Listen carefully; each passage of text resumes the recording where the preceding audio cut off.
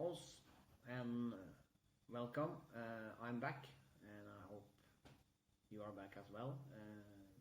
Full Contact Karate and Coffee. I said in an earlier preview that I will talk a little bit about the World Championship, the WKO Shin-Kyokushinkai World Championship. We could talk for hours about this, but I will focus a little bit on the second day. In total, I felt that this tournament was very, very good. From organizing to how it's promoting and also the level of the fighters, that is more interesting to talk about. I felt the level of the fighters here was really high, equal and really high. If we see the lineup the second day, if you go through the names and see the lineup, you have such a high level and so many good fighters. And still, one of the things that I appreciate maybe most, we had some surprises as well, because they were coming in new fighters, not so heavy merited yet. So they did surprise, and they are so good prepared. This is not young fighters coming in and fight black in the eyes and crazy fight and manage to win some fights on will and spirit. They are so all rounded.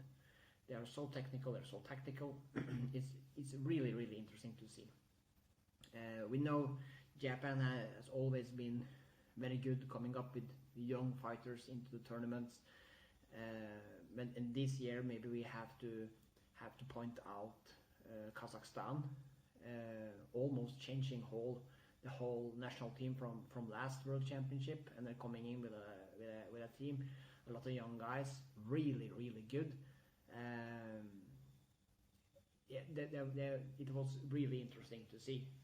And as I said, we had some surprises as well, and that is important. It's very important if a world tournament or a European tournament for that matter, if it doesn't have any surprises, why should we have the tournament?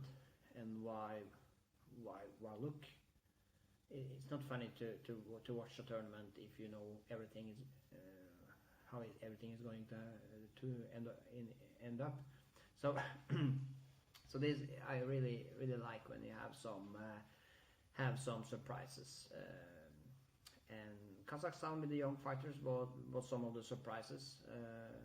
And I think for many the fighter Yuki Okada, he fought the biggest win maybe was against Eventas Gudavskas, reigning world champion in weight categories from 2022. But I think many doesn't know Okada as well, but you know he's been around for many years, and but maybe a little bit in the shadow of the big stars like Watanabe, Iriki, and the other top fighter from Japan. But Okada has been fighting, and he's facing some of the best fighters from other region. He has been representing Japan before. Do not forget the fight between Okada and Mashin Masur in the World Championship in 2022. It was almost a point to Okada on the liver kick, and I think the reason why it was not a point, it was the toughness of Mashin Masur. He really struggled, but he stayed in there and he turned the fight to a war and overpowered Okada. But that should tell us something that, okay, we have something going on. And if we take Okada a couple of years back, saw him fight Ilya Yakolev, strong Kazakhstan fighter. And this was in 2018, yes, in the first World Full Contact Karate Organization World Championship. And it was quite funny because I seen Okada fighting Yakolev before, but that was a long time ago. That was in the Asia Open in 2014. And at the time Okada was also at its best, almost at his best. So he just powered through Okada, and but in 2018 we could see the thing was more equal. Very interesting to follow. And Okada did also fight Lucas Kubilius, I think, in the World Championship in weight categories in Kazakhstan in 2017, and Lucas ended third, if I remember right. So Okada is not a new guy. He's quite slick, and you can see he's fighting really relaxed. He's really relaxed, and that tells us about the level. So he was really really a cool guy to watch. I think he was. This is not the last we will see of Okada. So he was fighting some good fights. And sorry. After the fight with Eventas, he did also fight Yuta Goto from MAC organization, and I did not believe that Okada would take the victory in that fight either. Yuta Goto is really strong. It was very close, but they had an extension, and Goto had been using all his energy in the last round there. So he was outpaced. So, but Goto also very strong, good fighter. And Goto had been fighting Rustam Avalasov from Kazakhstan, another new face in, and that was a really tough fight as well. Avalasov is really good, and he's technical. Sorry. He's very technical. He can really take some beating, and he's very good at stalking people down and punish them. And he has some nice combination and rhythm, breaking the rhythm with the punches as well. So he is.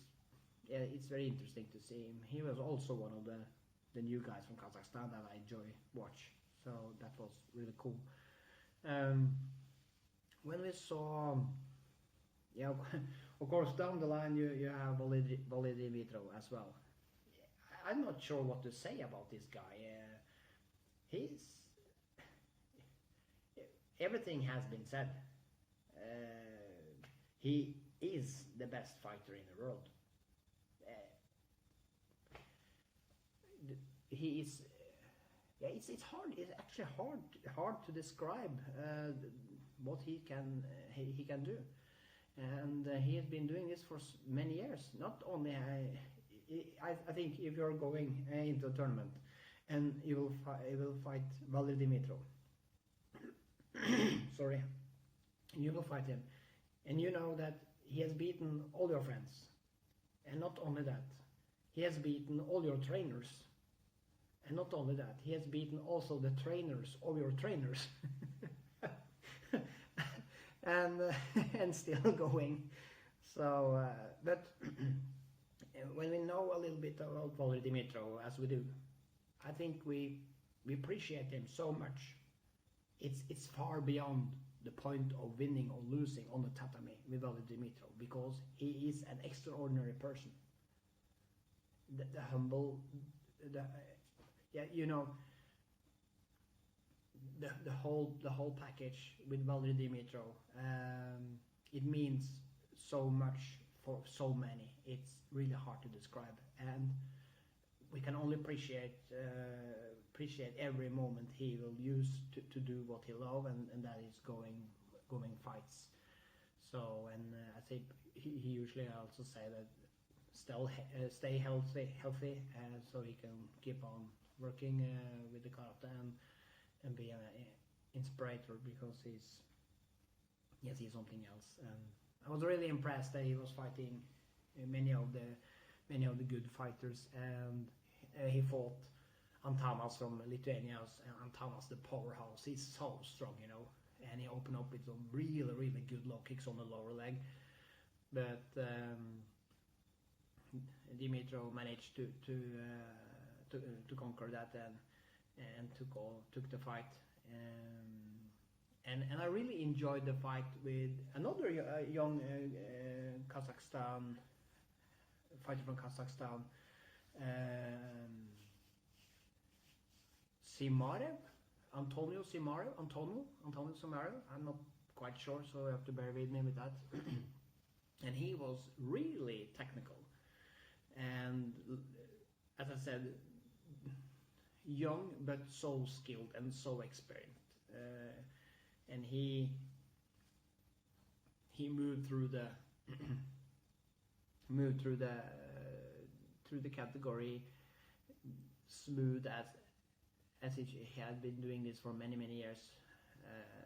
So it was really interesting to watch him.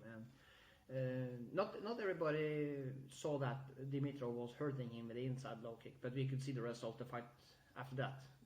Zimarev was really hurt in the inside leg. So, but I was really impressed with Antonio Zimarev. And down the line we had also Marek Wolny, still improving, still coming up. And he has a breakthrough the last year, coming up on the European podium, open weight first and the weight category this year. And he's been there for many years, and he has been fighting such a many hard fights. Not only in the World Championship and European Championship. If you've seen the Polish Open, for example, they've been fighting Patrick Stupien and from IKO1, some really hard fights, long, hard, demanding fights. And that was this year, or was it last year? He fought new star from Poland. I'm not sure which organization is coming up from. Simon Ulpinski or something like that. Again, bear with me with the names, but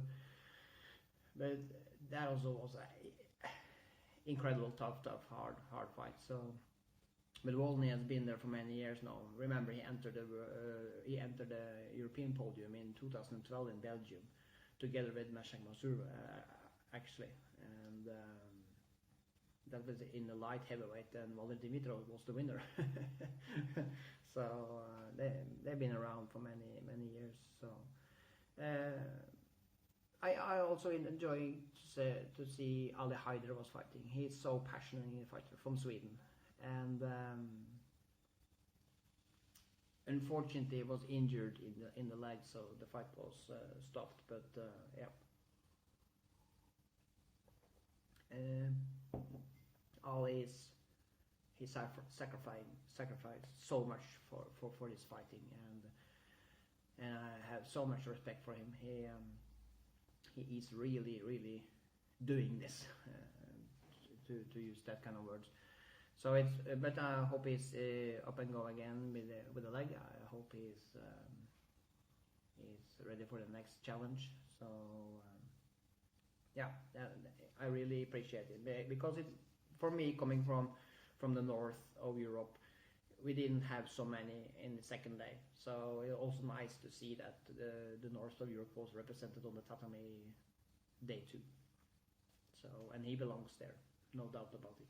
We almost had one more to the second day, and that was Samuel Halas from Denmark, also a very interesting fighter, living and training in Japan, and he's going like this. Looks very interesting and it will be very interesting to see him where he ends up. Also, it's safe to say that he also sacrificed a lot moving to Japan to train. So it's really nice to see some northern fighters coming up as well. It's good with the mix.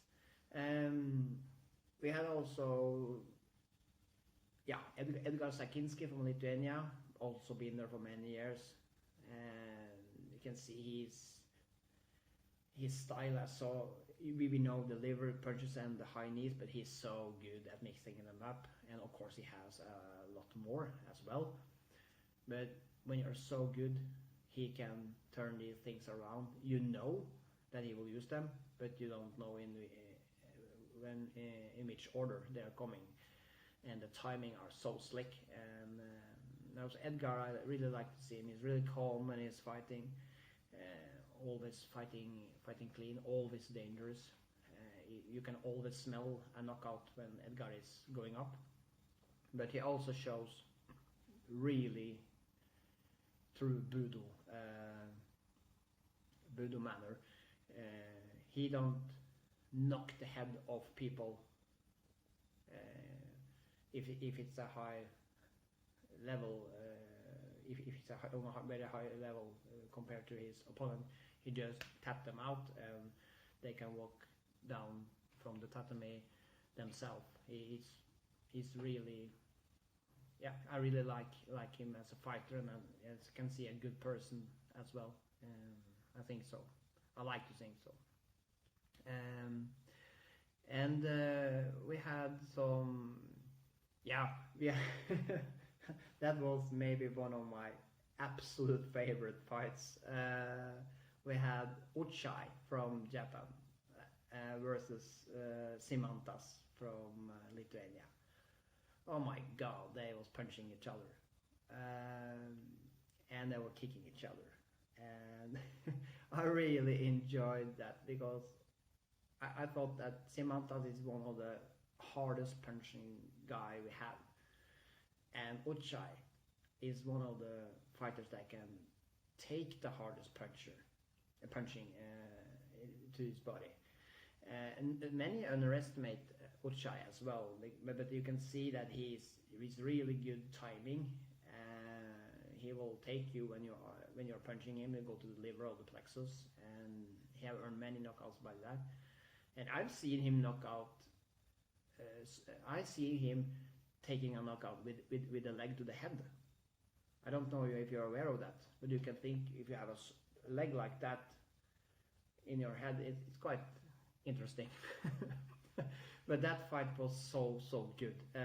It was very funny to see, and I was so impressed by Imantas. Okay, he lost, but his punching is so good, and you can see he's so relaxed, and the technique are so good. He know exactly when to relax and when to tighten up, and he use only the energy that he must. And it's amazing how much power he can generate from such a close distance. It's really great. But as I said, Ochiai was taking the punches and deliver something back, but he did also add the low kicks, and he kicked some really heavy low kicks, of course. But he will stalk you down, and he will chop you down as well. And I thought that was the difference. But I will see them fight again, please. Yes, I would like to see that. that was a really cool fight.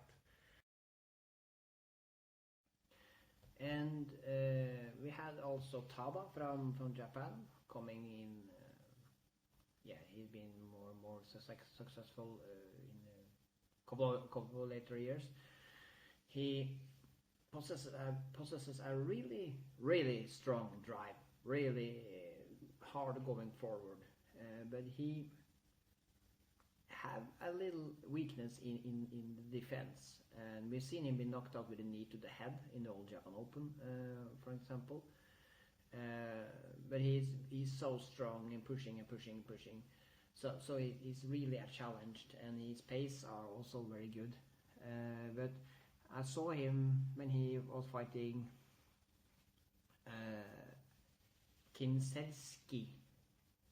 Andrei Kinselski from Kazakhstan. Another one, Andrei Kinselski from Kazakhstan, and he is that lean, relaxed guy, and he can pull up a rabbit out of the hat anytime. And it was quite interesting because this summer he went to the Kyokushin World Union and entered the World Championship Openweight, their first edition, and he did actually win that. So this was quite interesting when he was going up against Taba, and I felt that he had the level of Kinselski was he could match Taba he could actually do so. But it was a little hard because he was very lean. He moved back. He was fighting backwards, and when Taba is pushing and pushing, and the judges, it's easy to give the award to the one who's moving forward. You will be really good, and I think also you have to have a little name if you are fighting and going back at the same time. If you remember Gaborosa from Hungary, or of course Marius Ilas or Noritsika Sukamoto, but they were so high, they were so profiled. Everybody knew they could fight upside down. They could fight everywhere, so they could move back and still be fighting and win the fights. But for many, this is very pure Kyokushin. Now you have to go forward. Even if you get beat up, forward. So that can be a little difficult if you have a lean back style and movable style. It can be hard to get the even fight in your favor. That could be tough. But he is a really interesting fighter, Kinselski, and yeah, another one from Kazakhstan. So I would like to see more tournaments, not only the World Championship, but I would like to see more tournaments when we can see Japanese fighters and fighters from Kazakhstan against the European fighters. This is something we rarely see. Not often we can see the mixed, if it's not a World Championship. Sometimes we can see it, but I remember in 2014, I think it was the Sosai Memorial tournament in Hungary. Then you had a strong Japanese team coming in. Maybe it was Kembu Iriki was fighting the final in the heavyweight, super heavyweight with Brianne Jacobsen. And I think maybe Gabarosa was the winner in the lightweight. Valeri, I think, was fighting Kazuhito Yamada, and Valeri did win. But these tournaments we don't see so very often. But that has been very great to see. And not only the World Championship, you have to wait and see them after some year. But yeah, it was something I want to see. Yeah, I mentioned Kembu Iriki, and one of the best fights I really did like his style. He's so effective with the low kicks, and it's really nice to see how he changed the low kicks, and now recently he has been trying to add more, because he didn't go to the top in the World Championship in weight categories, and that was a message. You have to have more to come through, and he's been working really hard for that. But I really liked the fight when Kembu Iriki was fighting Ochiai. That was a tough one and a hard one, and I really liked that. That was a good challenge, because Ochiai can take the most of what Kembu Iriki is delivering. So that was interesting to see. Will Kembu Iriki bring something more? And so that was a good fight. I like that. So, but we had yeah, I was jumping a little bit fast now, because we also had a young Georgian fighter. I have no chance to pronounce his last name, David. I can't pronounce his last name, Meshalas or something like that. I'm sorry. But he also had been really active, with the national coach Levan Sensei. He's been pushing them really hard, not only on the training, but competing, and we can see that the results are coming, and he has a really insane pace. this is a long tournament, so it's hard to keep it at that pace, fight after fight after fight. So of course it had to end sometime. But I was really impressed by David. It was fun to see him fight, and he will be a man for the future as well. So it's really cool. But when we was in Japan, I was talking a little bit between the fights and in the breaks, together with my friends, and one topic came up, and how do they different country prepare for the tournament? And yeah, we are training, of course, and we have camps, of course, and tournaments, and that everybody does that. But this is only what I personally thought of. The way you qualify from Japan, you have to be on the podium on the All Japan Open weight in the autumn, or you can be on the podium in Japan Fukuoka Karate Organization in the weight categories.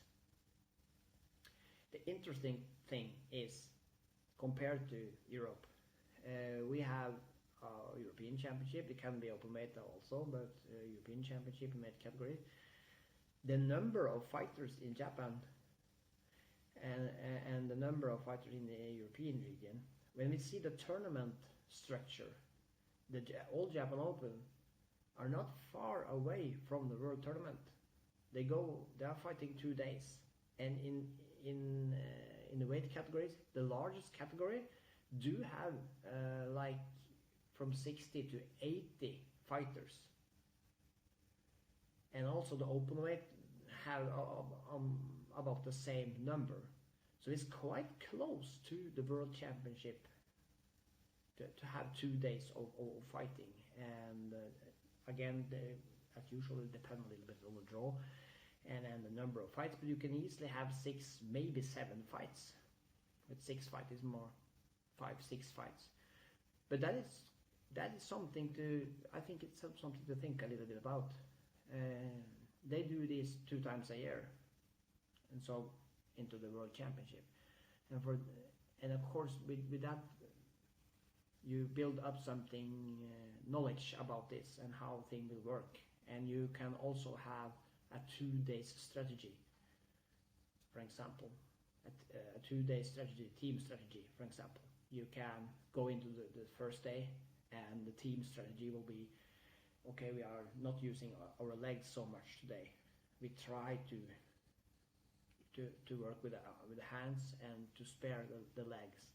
And next day you can go full in with the whole team, and everybody have more or less no injury, no bruises in the shin or the legs, and the low kicks will be highly effective, and they will face maybe fighters that are bruised up and can attack the legs relentlessly. So something like that. I'm just speculating, but this gives me some deeper interest, and it's been fun to see some tournaments in Europe as well. You have to fight through 2 days, because that is